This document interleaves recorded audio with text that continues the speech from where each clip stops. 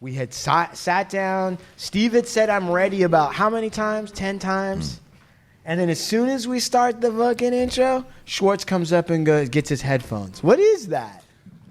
The showrunner. He's like, now old Blue Eyes has to walk around, take care of Schwartz specially, help him out. Schwartz, you're the king. We're here giving you all the proper attention, my friend. Is there anything else before we get started? Anything else? No, good, thanks. Okay, Sean, he's ready. Sean, the Schwartz Luck Show is ready. Schwartz Luck Show? The Schwartz Luck Show. You've once again, my friend, made it about you. Thank you. Let's do it. All right, let's go. Your product, basement hard luck. Basement hard luck. Card shots, thieves, murderers with hard luck. Pimps and card shots, thieves, murderers with hard luck. Your product, basement hard luck. Basement hard luck. Card shots, thieves, murderers with hard luck. Pimps and card shots, thieves, murderers with hard luck. Good afternoon and welcome to the Hard Luck Show. I'm your certified, qualified West Side host, Steve Lucky Luciano. That's right, ladies and gentlemen, you've tuned into the greatest show on earth. It's the Hard Luck Show, coming at you from the Ramos Gallery in Westwood, California. Sitting across from me, my co-host, my partner. What the heck? What? Wait. What?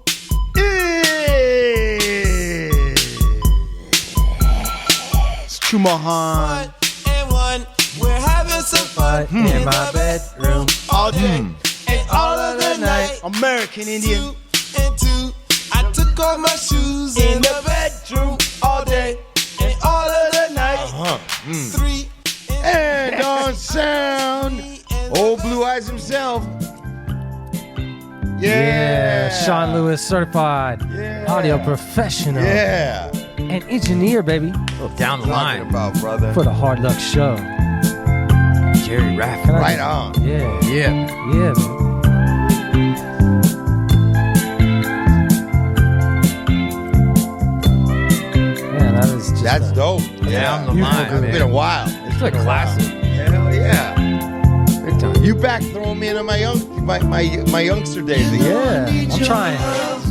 Ah, bro.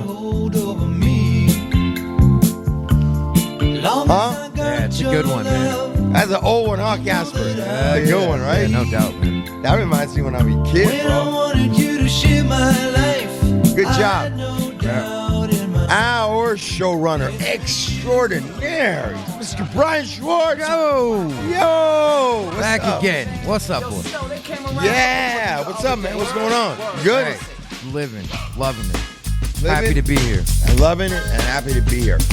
You know, man, hey, anytime Shumahan gives me some audio from my... Makes your day. It's like, Come on, His you're off choice to a of good music? show when that happens, right? absolutely, bro. It's all, everything is right in the world. Informer, right? Yes. Informer. Guilt Farmer, by yes. association. Motherfucking UB40 or something. And our cinematographer, Mr. Alibaba and the 20 Thieves. Alibaba and the 40 thieves. Oh, 40. Alibaba and the 40 Alibaba and the 40 Thieves. What's up, Alibaba? What's good? Ali in the house, covering all our visuals for us. Alibaba and the Yes. thieves. Alibaba and the 40 Thieves. Alibaba and the 40 Thieves. Alibaba and the 40 Thieves. Alibaba and the 40 Thieves. Alibaba and the 40 Yeah! What's up? Yeah! Just intro. We got a house full. Yeah, damn, that's good. Hey, and we've got Jules Julio Ramos in the house at his own gallery. Welcome to the show. What up, Lucky? Yeah. What's up? Oh, proud to be back. Yeah, man, back on, brother. Sitting in this gorgeous gallery, surrounded by your work, talented people. Yeah, what's up. definitely, man. It's an honor to be here with Casper. You know? Yeah, oh hell yeah. We're talking about Casper. You guys been on once before.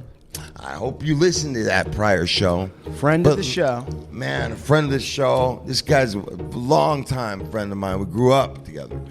Let's welcome the extraordinary Casper Brindle to the show. Casper! Fuck, Casper. What's up? Fucking great to have you on. Great to have you back. Thanks, man. We get little sentences or a few words here and there on like IG or whatever. Yeah. But these days, man, I find like friendships like mine and yours, I more and more want to stay in contact with, because that's a little handful of people, you know? Yeah. Great to have you on, brother. Just refresh everybody. How did you guys get into contact? The junior high school, Emerson Junior High, and from there on, it was just like a whole West Side thing. Like, it were parties and clubs and events and all that shit. And man, your man right here was like in the heart of all of it, dude. Fucking guy skateboarding and fucking like he's doing it all, bro. Surf this, that, dude. He's the man, bro. This guy was the man. A lot of your friends have turned out to be like amazing artists. What's the story with that? I don't know how that all works. I think a lot of people were trying to express themselves when I was growing up, and a lot of them took the different artistic ways to do it. I think a lot of kids had a lot, and they were looking for a way to like express so much that was going on at that time. Maybe it's always going on, but a lot of them chose to do that. But Casper, for one, was extreme. Like his name kind of sets him aside right off the bat. But Casper was really popular. Like you'd know people from Venice all the ways to Westwood that knew Casper. So he was out and about, and he kind of stayed by the water out with all of us. So you know. Yeah. But that's how we know each other a long time, man. And we were talking out front a little earlier. And Shuman, you remember the first show with Casper and how he kind of breaks down. Sean, you do too. Remember he breaks down. His wife's like, so, okay, this is what we're doing. You got X amount of time to make this work. Remember that? I do remember As that. an artist. She put a deadline. They don't call it a deadline for no nothing. reason. They should call it Dead Man for no, Dead Man. He rose to the challenge. And so we're talking, and he's like telling me, yeah, I just had another show. We sold out of the back room twice. 3 times. Come on, dude. Like, it just... Fortunate, lucky. It's fortunate. And I don't care about... I mean, the dollars, yeah, I'm sure somebody cares about them, but I'm saying the fact that people are just receptive to it, that you've stayed on, and in the beginning it might have seemed bleak, or it might have, like, tell us about that. You got these fucking kids who are scared to take chances these days. Yeah. No, it was... it's like every artist, I think, just doing whatever you could to show it, even a coffee house, or put up a painting here, put up a painting there, and then you just keep working at it. I mean... Is that really what's transpired since you were last on the show? A lot of work? Oh, yeah. Well, yeah. So, yeah, I've been in the studio every day, at least 8 hours. And just trying to get these ideas out of my head. And this last show I had got a big chunk out, which was nice, out of my head. So and they were well received, which is always nice. But more importantly, out of my head. This show, okay, yeah, but this show was this is the Bergamot Station show. Yeah, this one is at the William Turner Gallery and at Bergamot Station. Bergamot Station, which is... We're trying to go by and catch it because it's up for a few more days. Yeah, I think they're taking it down like Tuesday, Wednesday. If you might hear this on Monday. You might hear this show on Monday. If you go on William Turner Gallery right now, it's Casper's latest work is the landing page for the entire gallery. Fucking fantastic. And the new work is super interesting because it can look kind of like a painting when you're looking at it from a picture. Somebody takes a picture of it, but it's actually a sculpture, right? Yeah, they're definitely they're more sculpture on the wall, and they're like 7 inches deep. And then Casper was walking me through the whole process of what he does, and right, the amount of sacrifice, time and money wise, he went in just to work it all out.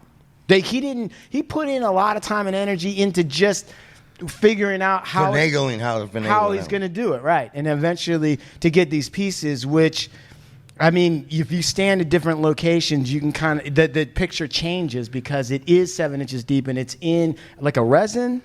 It's actually in a vacuform mold, right, that we've made, and right. then the process is heating up a big sheet of acrylic, letting it droop so it's just so hot, and then we put it on a mold, and then we have vacuums underneath that suck it down, and it just kind of just sucks onto the mold. Right. So think about that. So Casper's big thing is like, look, I got shit in my mind. And I got to get it out. But what he's got in his mind is like giant sheets of plastic that he's got to suck down onto a mold. It sounds wild, awesome. bro. Yeah, it sounds wild. See, that was keeping me up at night, dude. I was just like... When was the last time you thought about sucking down some plastic on some mold? You were going to say something else. No, sir, no. I never thought about that. Yeah, but wow, that's dope, though, bro. But it's got Casper's signature. I mean, in my mind, a lot of the different work that I've seen of yours has kind of, there's a color aspect, which is these gradations and these mixing of colors also in terms of, to me, and I think we talked a little bit about it last time, you were saying some of the stuff was inspired, at least in part, by surfing, being out in the ocean with the horizon. Yeah, Lucky and I were just talking about this. I mean, it really is an LA thing, you know. It's car culture, lowriders, surfboards. Even just the light outside in California is different than other places. Right. Yes. So it's all about atmosphere and culture. And LA's got a big melting pot, and I think everything kind of comes up and through it. Right. You melt down the pot and then put it on a vacuum mold, and bam, that's what you got.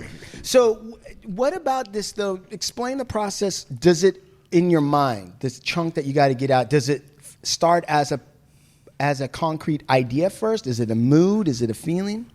So no. So I was probably in this studio. I mean, these have been in my head for a long time. So I've been in the studio for about probably 8 years playing with acrylic boxes and how the light shifts and changes with different materials in it.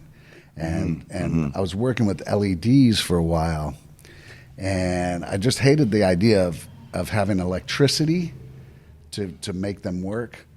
So if you look at some of the newer work, it looks like they're electrified, like there is something, they're plugged into the wall, but they're not. And what it is it's the light coming in those boxes and refracting and shooting through the pigmented acrylic. Oh, that's dope, dude. Think about that. What is it about electricity doing the work of the lighting up that bothers you, or you are antagonistic towards it? Removing it, yeah. Yeah, I just one, it's just a pain in the ass. You got to fucking cord everywhere you go. You got to, you know, if you're gonna, you got to put it in the wall if it's an installation somewhere, and I just like the just it being natural. Without freestanding, without having to be artificial. I'm not against electricity at all, but I'm just like right. I didn't feel right for these works. It's interesting because I'm imagining, and maybe I have the imagination wrong, but so as you start playing with these boxes, I mean, is it possible? Do you just walk places and you see light hit shit, and everyone else is talking about,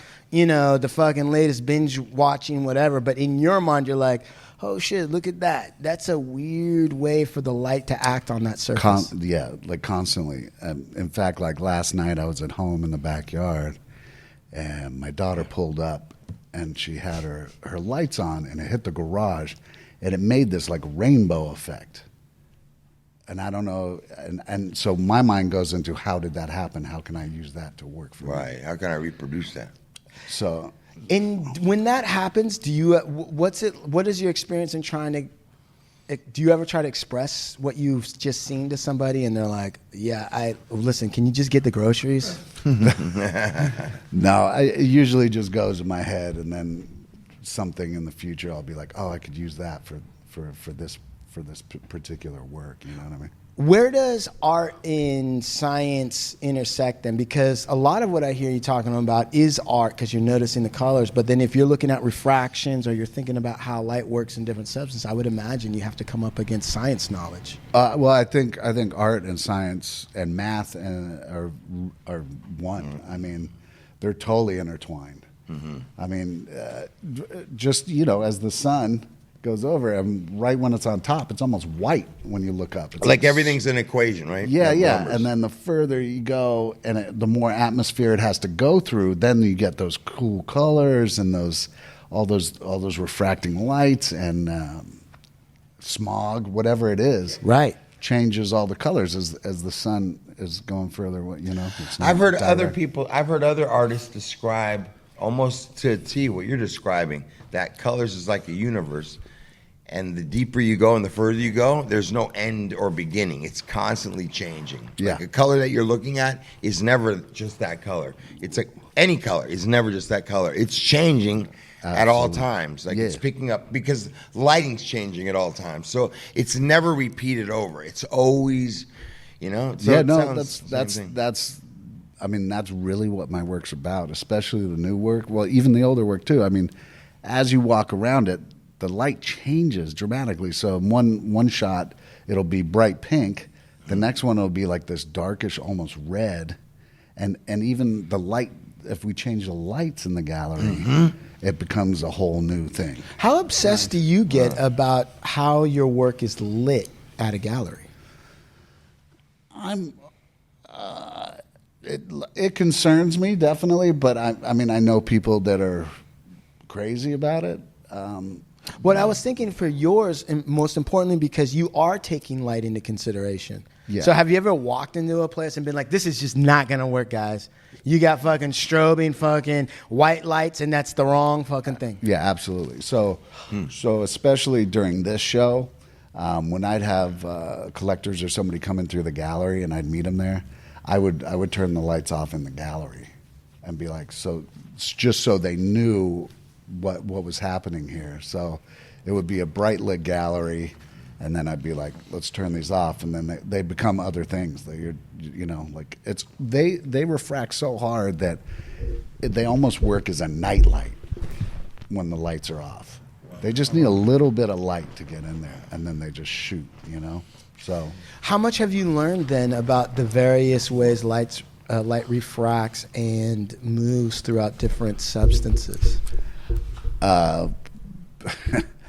Probably just a little bit. I mean, it's such a big scale that, light is so important and changes so many ways that I would just say just a fraction of what really happens. I was just telling the guys that polar bears aren't really white, that their fur is clear and it's hollow, and it's set up to absorb the sun and channel the sunlight directly to their skin. Is that right? That is absolutely He also correct. told us that Santa Claus wasn't real.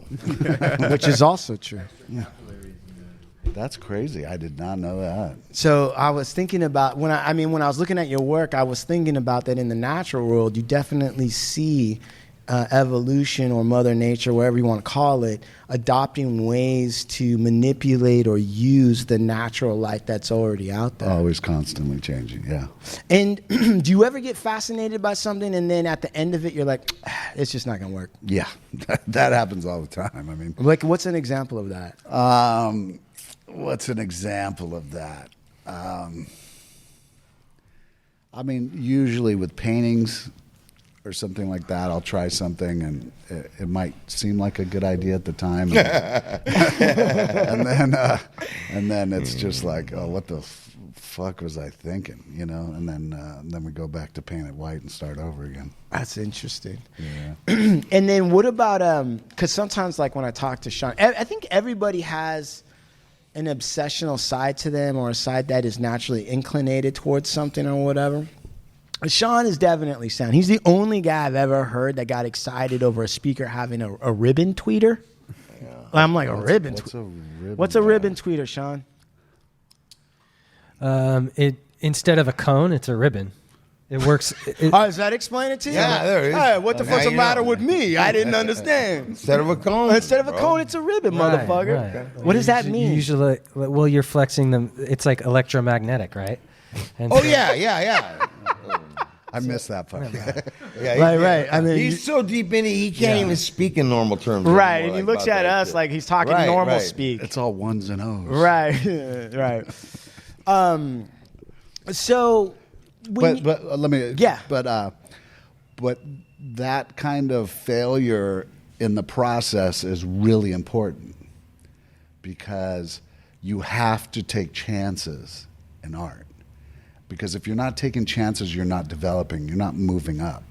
So, I mean, you could do something. That's kind of why I did this new work. The other work was super comfortable and I could do it no problem.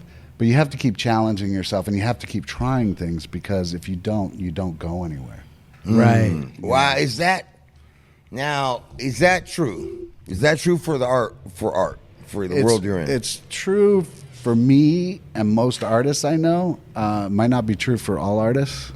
What are you thinking about, Steve, that makes you ask that? No, because I don't know. I mean, it sounds right. And that's just my opinion, though. It sounds right, but it almost...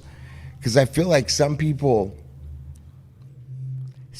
they get into one thing that works and they just stay there. And they just hit the volume and it works. And maybe not just monetarily. It grows, but they're on that one thing and that's just all that defines them. Well, I mean, yeah, but so for me, I wouldn't be growing as an artist if I... It's just like you, right? You're going to print the same T-shirt for 40 years. You're going to be like, I got to change this up. I Right, got to do right. something different. Well, experiment. Well, Yeah. what's interesting about what you're saying, though, is that I read Tolstoy's What is Art? Right? Leo Tolstoy. Tolstoy, yeah. All right. Here comes the Chumon stuff. Yeah, here we go. Here comes the intellectual. This stuff. is my art. What did he say? This is my art. Yes, I it was is. really honest to God. I've thought a lot about this. I'm like, you know what? My art is just reading shit and telling That's people right. about it. And you're the greatest human being ever. Come on. Thank you. But what he was asking questions, some of the answers, but a lot of what he was saying was exactly what you were kind of going towards, which is, now look, let's be real. All right, and I'm not gonna put these words in your mouth, so it's me talking. Right. All right, so don't Cut blame the shit. Right, Casper Brindle for this shit. This is me. Right. All right, Casper Brindle. He's taking the heat. Right, he's not putting anyone in any pigeonhole. Letting you guys no, it's no label Casper. Schumacher. Right, it's Schumacher that's Right. saying Come this on, kind of big shit. dog. Right, all right. So he was saying to a certain extent, like, most art isn't art. He was coming right out, and it's Tolstoy saying that at a time when there was a lot of art, right? And he was writing in the time of Picasso and all these other fuckers. Right. And he was coming out and saying, real art is not a commercial prospect. Yes, you know, and everybody, but he said, you got a lot of artists right now today when he was writing, right? That they come out, they're not innovating anything. They're not committed to death to anything. They're not pushing the envelope on something all the way. They're not diving deep into a knowledge of something all the way. They're affected. They've seen codes and tropes and they're reshuffling them around, and it's pleasant to the upper crust elite fuck faces, but that's not really art. That's commercial activity. It may be sensuous. It may be somewhat interesting, but in his mind, that's not art. And he also cataloged, which I won't bore everybody here with, what all the various people who have ever written anything have said about art up to what he was saying. And at the end of the day, he crystallized something, and I don't know if it's true. Okay, I'm not going to say it's true or not, but in his mind, his definition of art was that the artist is somebody who creates a work that can infect, and he used the word infect, the receiver with the feeling that the... Yeah, I would agree. I would agree with that without a doubt. But I wouldn't go as far as to give it a specific feeling. Oh, So- yeah, he wouldn't say that. Yeah. So I don't care what people say about my work. But if they go out in there and feel something, good, bad, ugly, whatever, Right. I think I've done my job. Right. But if they go in there and feel nothing, I don't think I've done my job. Right, but and another thing, and I agree with that, and that's why when a lot of people get pissed at what I say, I'm like, all right, well, at least I provoked you into thinking about something, right? Right. But what would art be? I'm almost going to ask, I didn't even know. What would art be without the economic situation that we've lived in the last 200 years? What do you imagine art would be before money? What was art in a more primitive sense? What was it? I don't think art's changed since. I think it's in the artist, and I don't know if the pure art making or artist thing has changed. Right. I mean, there's definitely a lot of dynamics in it that you bring up with money, whatever, Yeah. and those kind of things that kind of convolute everything. Right. But I think as an artist, you're just doing your thing, and if people appreciate it, they appreciate it. I don't know. Is there a spiritual, religious component to art? Well, I can only answer for me. So, not really a religious person. Mm-hmm. And I think spiritualism has kind of been overused in a lot of ways. Interesting. But I will say that with some of my work, and I don't mean this egotistically in any way. I think that sometimes I'll make some work that's bigger than me. That I kind of go like that has like something, and I was just a tool that it got through. Mm-hmm. And I totally see how that could be like a super egotistic statement. Or not. But You're really feeling it. but yeah, but that's kind of sometimes if I really like a work, not even mine, anybody's, that like that can happen. If I go and see like a really good Rothko painting that I like, Yeah. I kind of get that same vibe. Yeah. Stop looking at me, man. So The fuck? Wait a Every move second. I make, you stay like, what He's am I the doing audio wrong, guy. man? Listen, this is the What am I audio doing artist. wrong? You're making noise. You're gulping. I'm doing what I always do, but every minute the guy's like, look at me. That's how he. I've done That's something wrong. his community. Yeah, well, that's what he does. He just looks, and that's how you know. When you, at what point in a piece that you're working on do you understand like maybe this was bigger than me? Like at what point in the process of it do you realize I really love this, or this is taking me over? I'm actually in service of this. right. And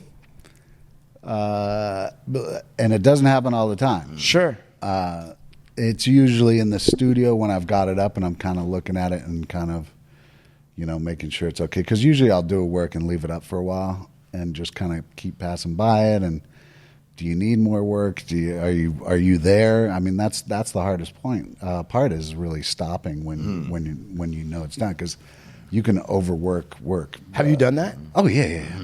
I mean, you have to know when to stop. I mean, that's might be more important than just getting them in there and doing it. It's interesting because it's like that.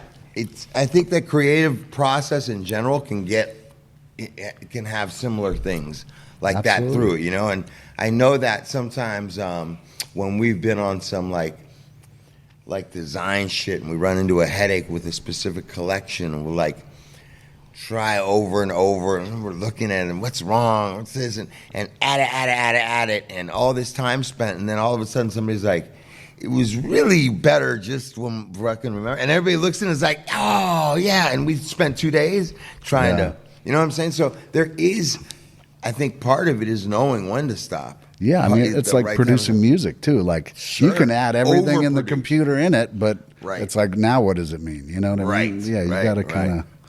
Yeah. But the flip side is you got to know when to keep going.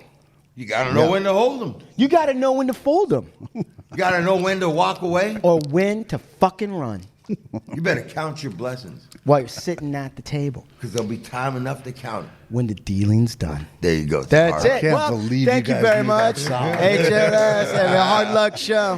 Yeah. Listen, don't forget to tip your waitress. Yep. So, going back to so you got to know where the line is. This is what I want to talk to you about too, because I've seen different documentaries on artists, and so there's the painting time or the working time, but there's also a lot of downtime in the studio. And then when I say downtime, I don't necessarily mean like nothing's going on, but I mean, I've seen some artists just like smoke a stogie and just stare at the painting. That's like, right. You're saying that, and I've seen that too. And what I didn't put together was until right now when he said, all right, I leave it up for a few days. Right. And then I walk around and does it need more work? Does it need, I just assumed in my head the artist does his shit and he's like, voila, finito, let it dry, we shoot to Paris. I didn't know that. Maybe it might hang, and maybe the first pass is only 1 of 10 before you get there, or It's important, man. right? That's what you're getting. That's at. exactly what. But I'm asking you for you. So then, is there a time where you're just in the studio, hanging Absolutely. or doing yeah, whatever? I touching would say the that's really important. What's interesting to me is I have the kind of wife that if she saw me, like if I go, look, I'm going out in the studio, I fucking need complete quiet, right? She'd tell you when your paintings are done, bro. You And wouldn't then- have no problem. and She'd let you know right when all your artwork's done. Right. That's done, and that's ready to go. Right. And so then if I went in there, right, and it was, and I can't make it in my head like, okay, part of the process is I'm just going to be in the space. And I'm going to sit there and scratch my back and like smoke a stug and look around, have a couple of fucking whatevers. Yeah. Right. Exactly, right? Exactly. She would be looking through the window going, that motherfucker. Acting all eccentric out there. Ah, he's fucking vacationing while I'm over here. Right. She'd slaving perceive it away. like that. Oh, and That's then if I not tried work to to her. tell her, like, that's work. You can't get involved in that, honey. You're going to fuck it all up. I'm bringing home the gold. What are you doing? Have you experienced anything like that? Do you just pull the shades down on the window? When the wife's just like, honey, arts and crafts over. Come on, I need you to come fucking finish your Yeah, come on, be background. real, dude. Come on, be You gotta real. do real work now, honey. Shit like that. No, I mean, it's like a professional practice for me. So like that's what I do. So I mean, but I'm telling you right now, I do have a professional practice, right? And if she sees me in there and I'm doing something that doesn't look like it's part of the thing, You're not sweating enough. You're right? not- Then she's yeah. like, "Well, hey, what are you doing? You're I'm not saying I can't see that happening. That's why the studio's not at home. Yeah. very good. I understand. That's But- the answer. I'm not trying to get anyone in trouble. No, I no, got no. it. No, of course not. all Please. right. Up to the game. But no, that's my space, and I could definitely see that happening if I was at home and nothing was getting no money, all Right. kinds of That, things. that doesn't look like a fucking artist creating. That looks like you're sitting on your ass, you know? Right, but like in a certain, and it's weird because in the creative sense, even in ones that aren't creative, like let's say, for instance, in the law field, right, and I got to write a motion. Now I got like 12 drafts of this thing, right, and there's all these different pieces of it that I've worked on.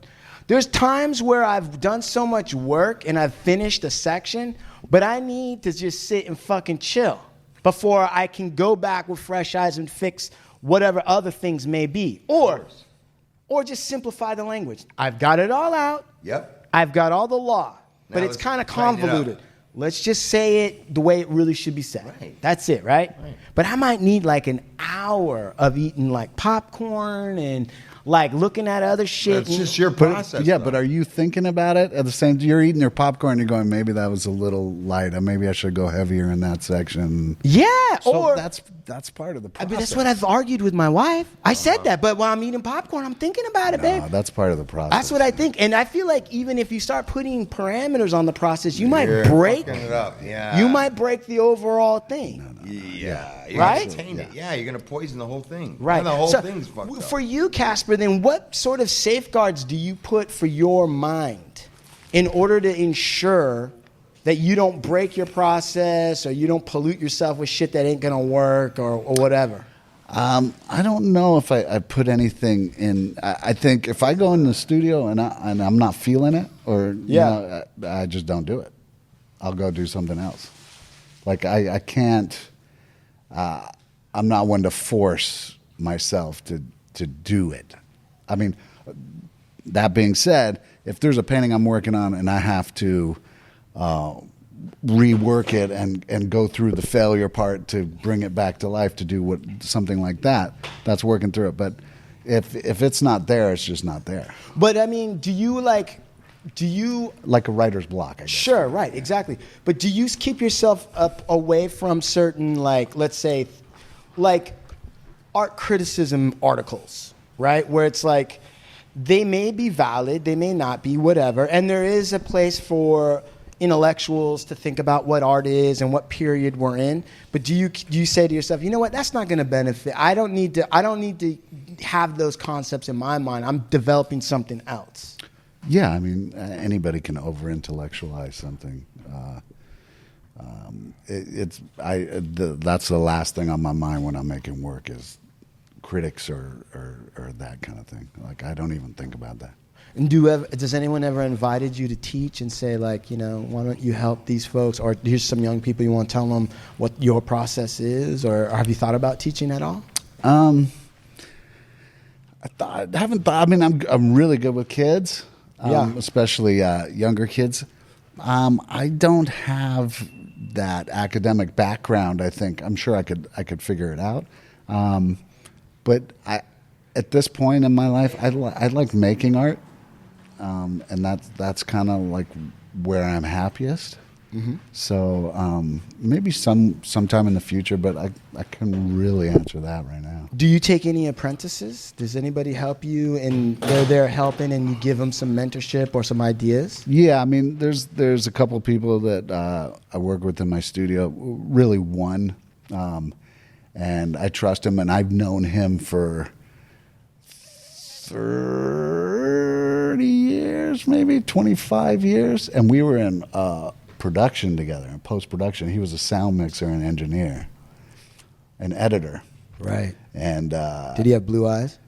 No. Okay. He's but Hose B, that's my boy. Hose B. I got a question though. I wanted to real quickly just a little bit. Julio, what's your process when you paint? Do you find your stuff hanging and it's up for a while? Like, tell me.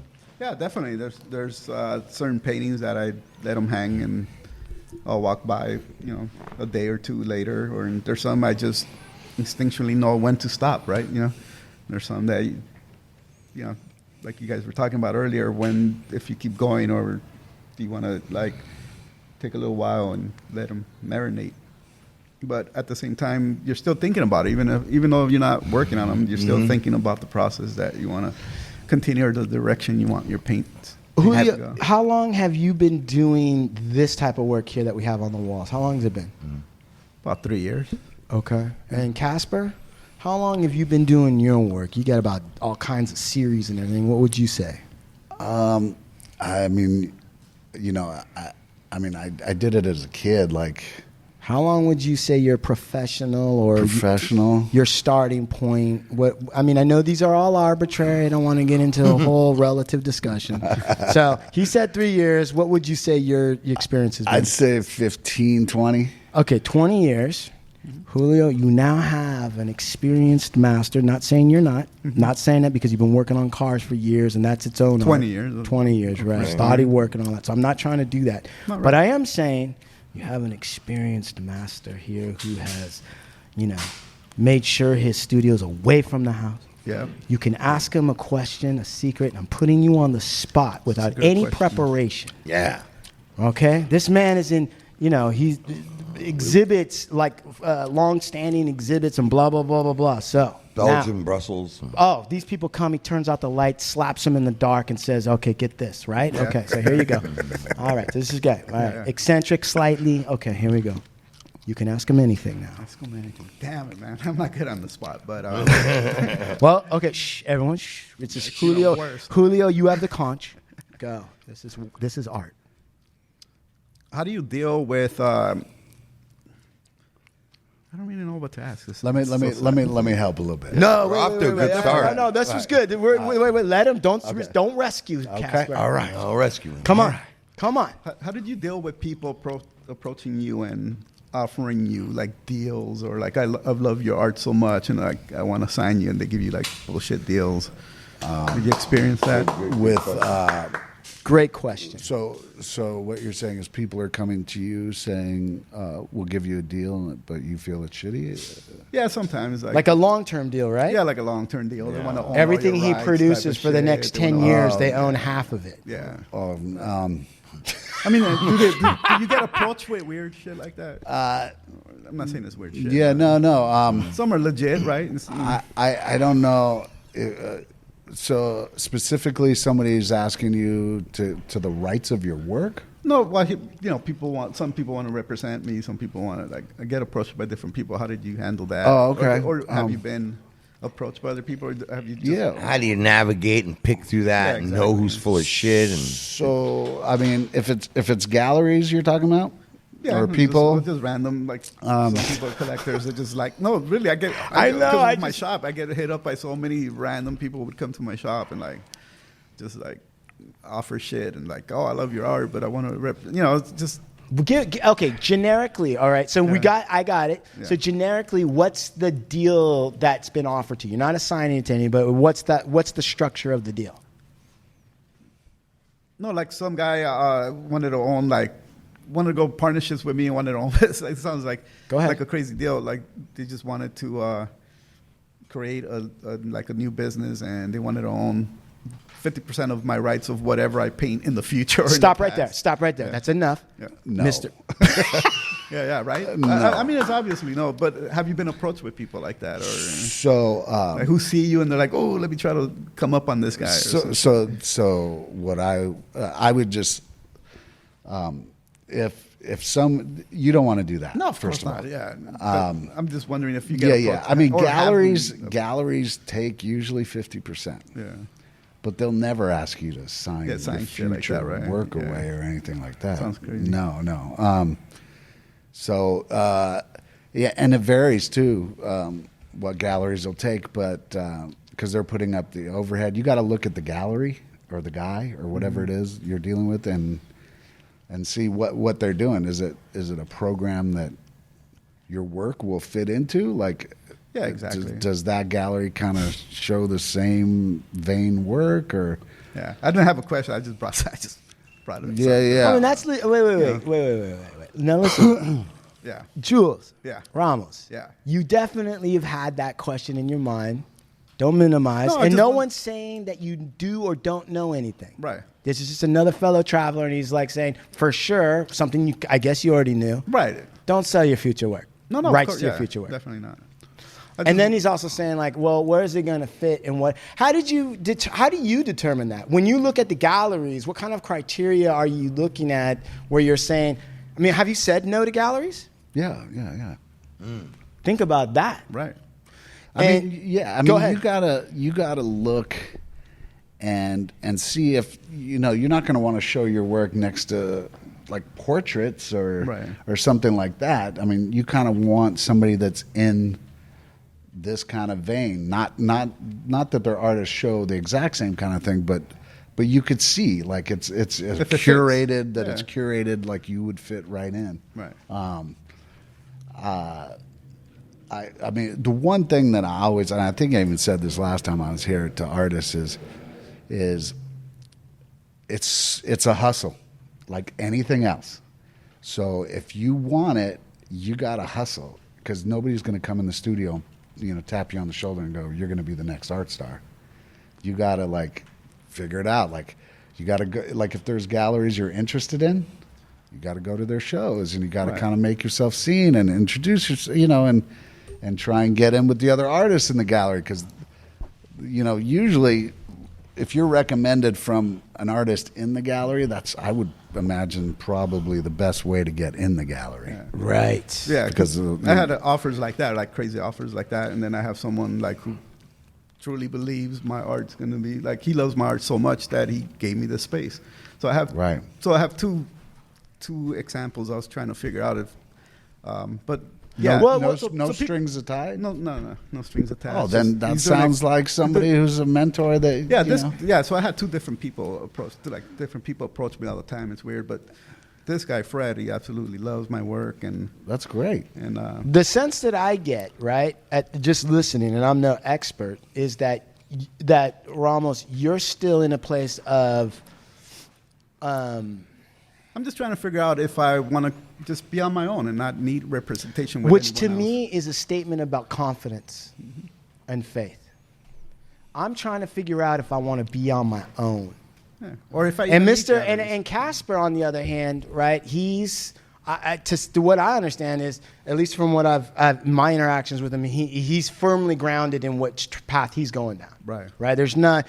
He's whatever done his experiments and whatever it is, but he's clearly like down the path. And so, I think that it's great that you're able to talk to him, because I can't imagine anything more scary. Well, I can. All right, so I won't say that. I mean, fucking being attacked by a polar bear is probably worse. But I'm just saying, like, it's probably pretty frightening to be in a place where you clearly have some talent, you clearly have interest, but it's still kind of new. Where am I going to position myself so that I don't fucking chop myself off at the knees by making a bad decision early on? I can imagine as an artist that might be something of a concern. Remember, the galleries need you. You don't need the gallery. Right. Because my art, I've always just been doing it for me. Right. Well, that's don't the really, most you know. important thing. Exactly. Yeah. Right, but there's always, and listen, I've said the same I've been thing. pushed into like exhibiting and stuff like that Pushed? Like, what do you mean? by people. Like they'll come to the shop and like I have like some girl will be like, "Hey, you need to display your art. Here's some links. File, apply for this show. Apply for this gallery. Apply for this and that." And that's how I started getting back into the art. Right. Because I got married at 20, so I had to put my art away for 20 years. Yeah. So that's why I No, wasn't painting then. But Yeah, no, I know. I've been there. you know, you got to take care of it. But if somebody's like advocating for you like that, I mean, Yeah, but that's that's what I mean. part of the I was hustle. like, Is you just thank you so much. I really Exactly. appreciate it. And listen, it's been uh, growing from there. Like just I guess generic. I don't know, organically or whatever you call it. Yeah, shit's just not going to happen. Sometimes you got to make it happen. Yeah. So, no, I would say that be thankful for those people, and all the more eyes on your work, especially at this point, is better, and more opportunities will come if you get into every artist. Well, most artists, not like your, master's graduates from wherever. Usually have to work their way up. They're not getting tapped on the shoulder unless you're coming out of a graduate program. Yeah. So my advice was get it out in front of as many eyes as possible and see what happens and Yeah, definitely. play every hand you got. Casper, how many people have suggested to you in the last year, maybe 2 years, for Christ's sake, get into the NFT business? Oh, shit. Wow. Yeah, a lot of people, man. Right. And it's, yes, a lot of people. And one, I really don't get it. And I mean, I do get it, but I don't get it. Like, it's just not my thing. Right. And I'm personally not too interested in it. Yeah. I know a lot of people, a lot of peers too, are Yeah. kind of jumping on and doing their thing. Gold rush. I have a Is few- it though? I don't know. it, right? You know what I mean? Like, Right. I don't. It was for a couple. I was just talking to somebody because we need to do a show on NFTs first off and break them down For sure. if we can. But there's been so much discussion in my business about it. Are we? Aren't we? What are we doing? This and that, back and forth, and with some people that know. And on Thursday, I talked to a very well-known artist, and he represents a lot of artists as well. And he told me, he goes, man, I actually got cashed off. I actually made my first money from an NFT into my account, and it was real money. Took the money out and everything. He tells me like that. Yeah. And so I don't know if some people have got it figured out or what, but this guy was like, I never really got it, and I was in it, and I'm doing this and that, and finally I finally got paid my first portion from this thing. And it's real, Lucky. He tells me it's real. Well, it's definitely real in the sense of there really is like Bitcoin, right, style NFTs that allows an artist to collect 10% royalties however many times it changes hands down the whatever future, right? That's real. And Darren Craig, who we know, the director, the infamous director who directed Kanye West and blah, blah, blah, he put together some work and he got cashed out, okay? So there's a market. But part of the problem is number one is, even from like Darren, it's like some of the ones where people really buy stuff, there's ones where you can just get on and then no one's going to buy it because it's all available and nobody knows who the fuck you are and nobody gives a shit. But if somebody with a name or somebody with some cachet or whatever it is gets in, I mean, I think I even talked to Risk about this. Maybe like Kelly just dropped one. Right. Well, I talked to Kelly at a time when he was still kind of looking askance at it, like, what is this? Is this the gold rush? Are you getting people calling you, asking you advice on it from a legal standpoint? Yeah, but it's good news because you can sell pieces of the art. Right, so somebody who wouldn't have been able to afford a Picasso, because the Picasso costs $10 million now or whatever the fuck it is. But 10 million people could spend $1 on it and everyone can own a share in it. And as it transfers hands down in the future, everyone's going to get paid out, including the artist. So it's like a print, really. Essentially, but there would be no other copy, right? So there's just this one. Right. And it's clearly only this one because it's backed by the blockchains. Mm-hmm. So because of the blockchains, the same they say technology, but basically it's just code that lays out like, for Bitcoin and all the other monetary stuff, so you don't lose it, this has an identifying number, so it's clearly there's no copy of this. Right. Now somebody, whatever. Okay, so that's that. The hard part for a lot of people to wrap their mind around is like, why? I mean, I can't hang it in the fucking gallery and look at it, right? You just on your screen, right? That's it. On a screen, or they have companies that are developing these little smaller, I don't know what they're screens, but they're ways of displaying or holographic even the art or whatever it is. It's right. like sometimes it's a clip. I've had people call me and say, how can they sell clips of NBA dunks without getting the license? And I'm like, well, technically they really can't. So I don't know how that all works. They either have the license or they don't. And someone in the future, when the cell gets big enough, is going to come in and sue and take their proceeds back, whatever. So that all of that is there. But again, we get back to, and this is something that your guy from, who's the guy that, the Hundreds? Bobby and Ben Hundreds. Yeah, Bobby was at a convention or whatever about blockchains and fucking NFTs and all that shit. And what they were talking about is what's the impulse, or why would somebody want to buy some digital thing that doesn't seem to have a real world expression? And so they were theorizing that part of it is about just the ownership, the act of ownership, right? But that's still a little bit abstract. And you can't tell if some of the high dollar figures you see are marketing articles, right? To drive demand for that. Like, oh, well, shit, what was that? Who's that .com motherfucker some kid who's got like zero quote unquote talent that puts out weird shit, and people have been spending like billions of dollars on buying that NFT. Some people think that might all just be marketing in order to drive people to those platforms. So another question I have for you is it also a form of hiding money? Absolutely, but art always has been.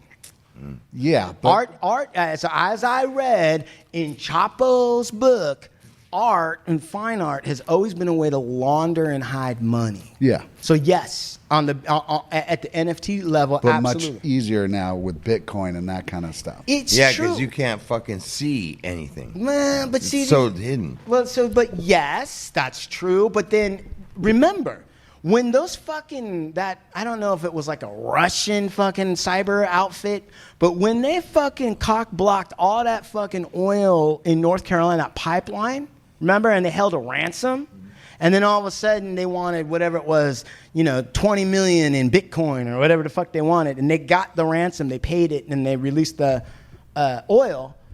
The DOJ about 2 weeks later, identified who they were, and got the money back. But I thought they only got like half of They got back. half of it back, but the reason why did they only get half, we don't know. But how did they identify those motherfuckers? Because 2 reasons. One is there's already artificial intelligence programs that can look at patterns of transfers of money from Bitcoin to outside source, and they can easily identify who it is from there. And potentially there's backdoors in the Bitcoin that nobody knows yet, that if you were the NSA or the Interpol, you certainly would be very interested in being able to look in and convey to everybody, well, we're never going to be able to catch you. We don't know. Yeah. So that's all taken on There's faith. all kinds of power plays going up there, I'm sure, with government and Bitcoin. And Has to be. You got to tell us who these guys are, or you'll never be legit, and blah, blah, blah, blah, blah. Yeah. Right. And then maybe half of the crimes are allowed to proceed so they can see how it works, so they can map it out for future Absolutely. shit. That's always, yeah, for sure. So, so then any chance you're going to be deputized by the DOJ, Casper, and No. start chasing after anybody? No, I don't think so. Right. And what about eccentrics? I mean, to me, I always love the art world because I'll tell you why. And you can maybe set me straight. I love the art. No, listen.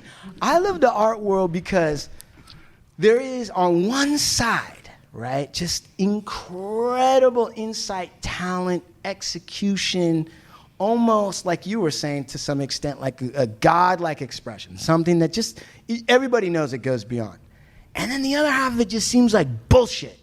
But they're together, right? And you've got eccentrics that are real eccentrics, and they actually, in some ways, they're not maybe the artist, but they're playing with the artist, or they're friends with the artist, or they're in that community, and they're genuine art lovers, but they're weird fucks, which I love those people. But then there's also then like weird superficial hanger-ons that are fakes, that are also populating that world. Yeah. So I love art because sometimes it's hard to determine, like, wait a minute, is this just a bunch of like, is Jackson Pollock like a bunch of bullshit, or is that real? Right. How do you, where do you come in on that, or how can you set me straight? What am I saying that's crazy? There's no setting straight. I think with most art, and probably all art, it's completely subjective. So what one person thinks about it, another might not. I mean, is it though?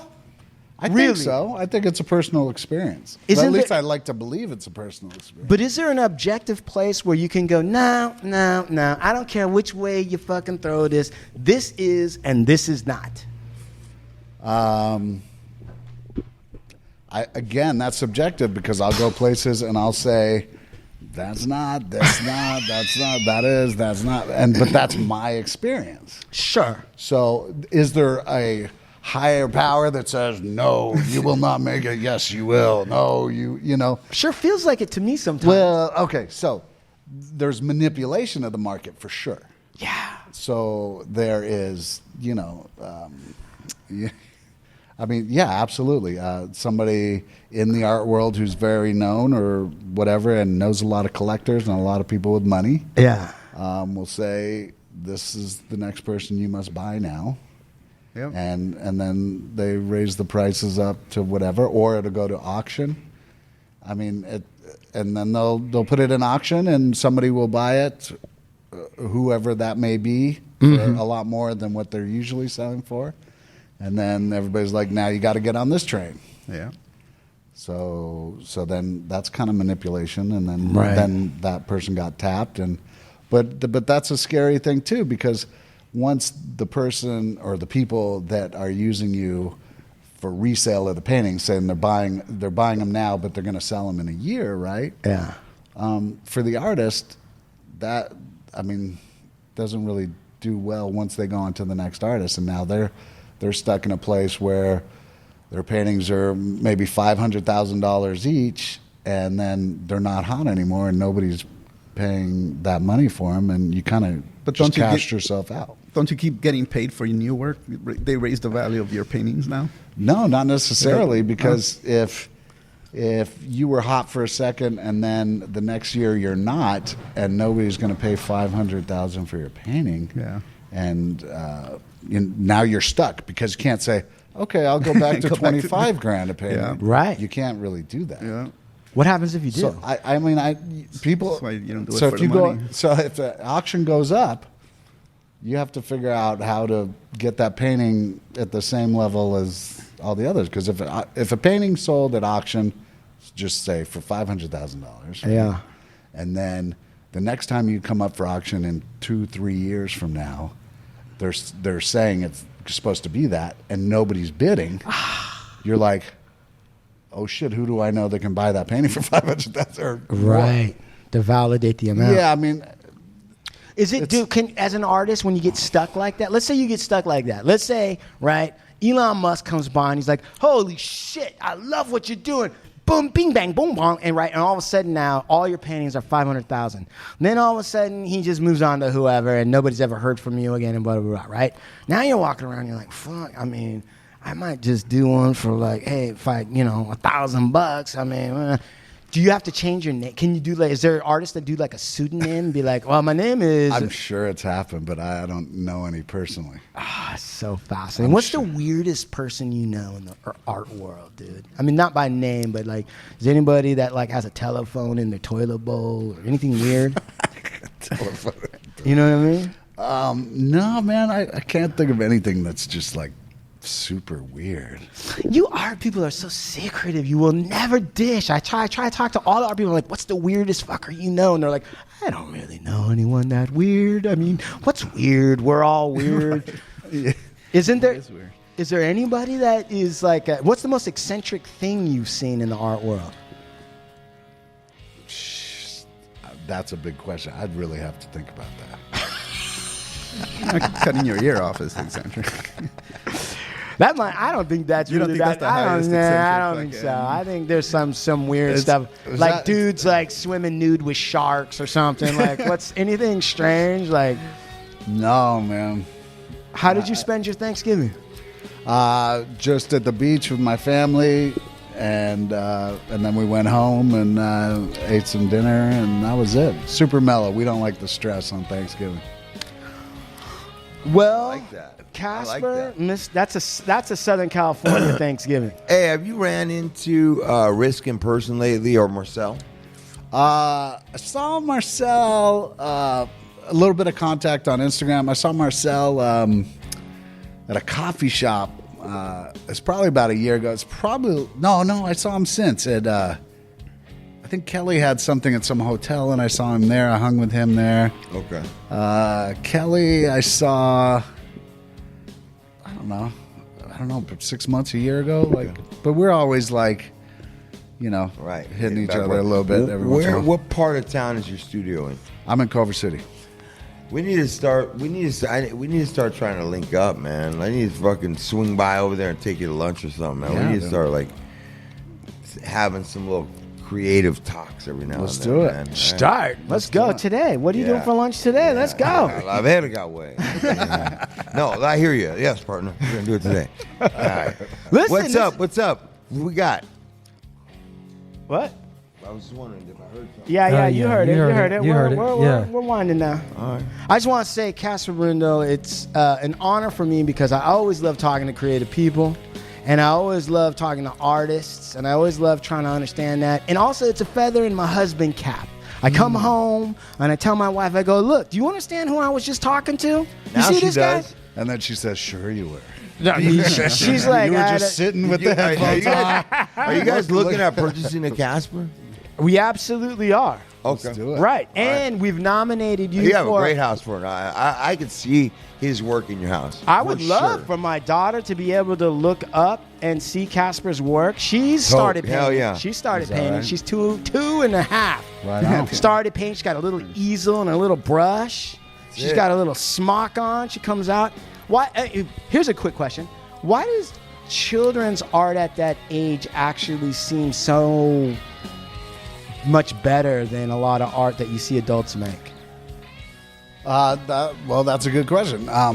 one, it could because it's your daughter, and two, it could Well, it's definitely not that. It's subjective. and two, it could be that there's no blinders on, and it's just straight from the heart, and it's just what it is. Right. I love that. All right. Well, thank you very much. I always love talking to you. I always feel like kids are closer to the source. Yeah. Anyway, so I mean, technically they they are. are. No, they are scientifically, technically. Huh. Physically, mentally, Spiritually, emotionally. Vertically. All right, ladies and gentlemen. Casper, my man. Hey, where can we go see him? Always, brother. Where do right we- now, we go catch him the last bit of his show. If you hear this and it's Monday and you're listening to the show, you can go right now to Bergamot Station. William Turner Gallery. Right. Bergamot Station. It's only up for a couple more days. Right. But he's going to keep us posted. Casper, you know that when you have a show, you're to send us that, and we will put it on our platforms. Also, story it, brother. Casper, where does anybody go to contact if they like something that they see and they want to buy some work? How do they contact you or your representative? They can hit me on Instagram at Casper Brindle, and then I'll send it on to the gallery, and then they can facilitate that. I love it. I just don't like dealing with that part of it. Of course, Yeah, you you're don't an have artist. to. Jesus You don't have Christ. to. Yeah. That's stereo, for somebody else. In stereo. You don't have to. Right. Don't sully your mind with that. Jesus Christ. You don't have to. Partner. Right. That's someone else's job. All right. Like we do about this time. Oh, Ramos no, Gallery. That's right. Sorry. Ramos Gallery. Thank you. Thank you, Ramos. Where do we Julio go, Ramos. Julio Ramos. Yep. Cool Jules at Cool Jules on Instagram. Cool Jules on Instagram. Right. Check out Mulholland Motorsports if you want. Mulholland Motors. Cool Jules is a little want obscene. your It sounds a Ferrari little obscene restored. to me. A Cool Jules. Now wait a second. That was my video game handle. And stop coming up to my man with fucking weird deals. Yeah. Stop coming up to my Julio. man with weird deals. Buying out his artwork for Yeah, you know what? Tell him to talk to your lawyer. I'll set him straight. There you go. And Schwartz and shout-outs, no. Casper, we're good. Schumann, you got anything? All right. Out of here. Adios, amigos.